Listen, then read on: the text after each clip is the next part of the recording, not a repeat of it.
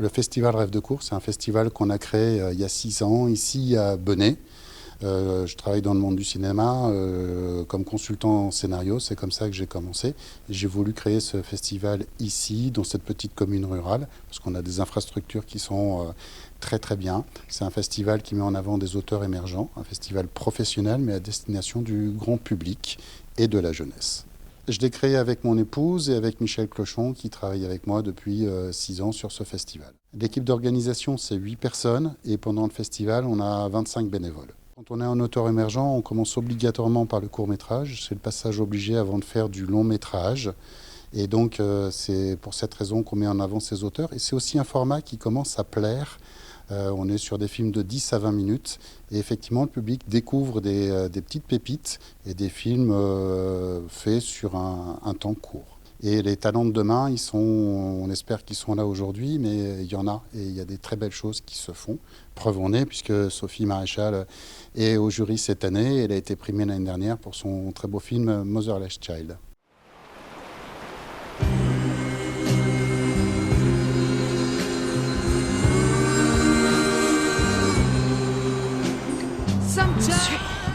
Il suit, putain.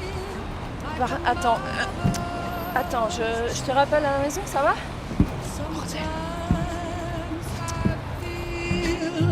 Like a motherless child. Sometimes I feel like a motherless child. Alone. On ne met pas à l'honneur que les courts-métrages, on met aussi à l'honneur les scénaristes. Donc des films qui ne sont pas encore tournés et des auteurs qui vont présenter leur scénario. Et on espère que ça deviendra des films. Je pense que c'est très important que tous les jeunes puissent avoir accès à la culture, quelle qu'elle soit, et avoir accès au cinéma.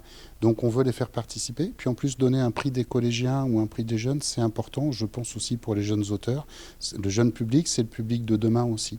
Moi, j'aime le fait de les regarder et de me forcer à avoir un regard plus critique sur les films, parce que c'est pas quelque chose que je vais faire forcément en allant au cinéma, etc.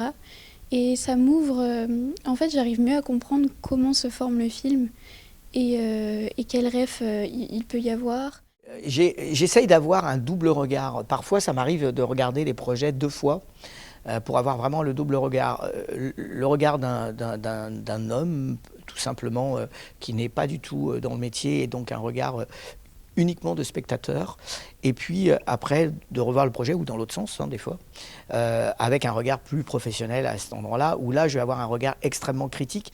Mais la critique n'est pas forcément négative, elle est constructive, aussi bien sur des questions de musique, évidemment, ce qui est mon domaine, donc forcément, mais aussi sur des questions de lumière, de mise en scène, de détails. Je vais parler de la première difficulté, qui est la difficulté du monde de la culture. Aujourd'hui, financer un festival ou financer des événements culturels, c'est un combat.